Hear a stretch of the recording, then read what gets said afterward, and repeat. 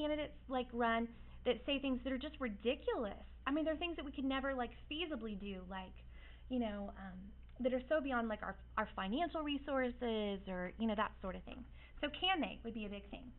Another thing would be, how many people does it affect? Does it have like a really broad spectrum? Is it affecting a whole lot of people? Is it really, it's like super pervasive, and, you know, we refer to that as being salient, like it affects like a whole lot of people. The intensity of people's feelings can also matter. Is it something that's, there's a lot of polarization about? I think I've been waiting for years for the Supreme Court to address the issue of same-sex marriage, because there was a real constitutional issue there. And we had discrepancies in the states, and we had people being able to get married in one state and not another, and there were a lot of issues and concerns. But the court had to wait until it was really the right time, till the intensity was at such an appropriate place that they could respond with an appropriate response. If they had responded at a different time period, people might not have accepted the decision. They had to wait until they're like, okay, this is the right time.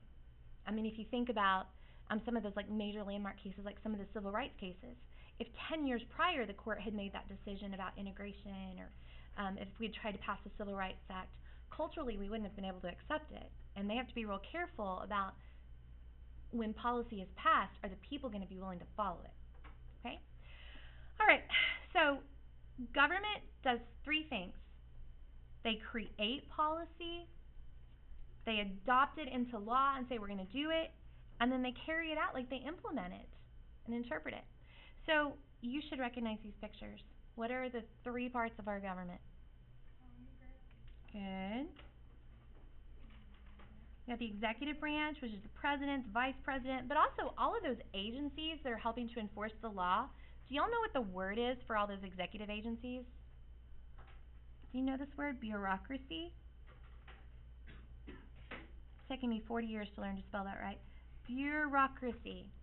Bureaucracy are all the people that work in the executive branch that are helping to enforce the law, but they're not elected. So it's the people that work at the Department of State, the Department of Defense, Social Security, the Environmental Protection Agency.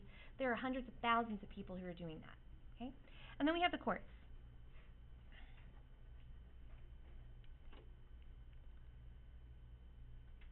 So when they make a decision about something, the result is public policy. And here's my fancy definition of public policy. Everything the government says and does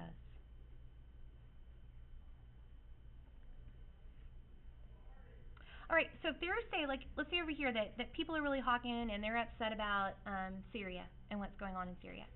And through the Linkage Institutions, that gets communicated, and government, you know, it helps to come over here and it sets the policy agenda. If the president says, look, we're not going to get involved, that's not our fight, that is a public policy, because he speaks for the government and says, as your public representative, our current policy is we're not doing this. So every government response to whatever this is our public policy. Public policy is more easily studied in terms of law. Social Security Act, the Clean Air Act, the Americans with Disabilities Act, Obamacare, Motor Voter Act. Just like all of those laws you learned in U.S. history last year that you had to memorize, the creation of the interstate highway system, the tax cuts in the 80s, every one of those things is public policy. Okay? So if you go up here then and you think, let's go back through and we think about the fact, like the whole building a wall. So Trump gets elected, sets the agenda, Congress says, yeah, let's build a wall. They pass a law, they fund it. President, employs people, the bureaucracy, public policy begins, we build a law. Does that mean it's done? I said we build a law. We build a wall. So policy impact, the evaluation. Is everybody going to be happy that we have a wall? No. So here's the deal. With evaluation, there are people that are happy and there are people that are sad. There are always winners and losers in this process. So the reality is, that's why it's a circle. This policy will never, ever, this process will never end. To me, I like to think it's like sports. Like those of you that are like so into football, I know you're like super happy right now because it's football season. And I went to Kroger yesterday in the middle of the afternoon, and nobody was there, and it was awesome because it's football time, right? So like I don't watch football, so it's not a big deal. But if your team loses, do you stop watching? Don't be that guy. Like don't be a fair weather fan, right? So in this situation, if there's something you care about a lot and your team loses, you don't stop. You continue as an individual to find ways to participate or as a member of a demographic group to communicate, and that's why it will never be done. So when you say that politics is about conflict and argument and people being selfish and trying to get what they want, you betcha. Because that's inherently what it is. Because we don't live in a country where everybody has the same idea. We live in a country where the inputs emanate from whom? Who provides the inputs in this country? Let's all say it. The people do. Government does not create the policy agenda. Government does not create the inputs. We do. Have an awesome lunch.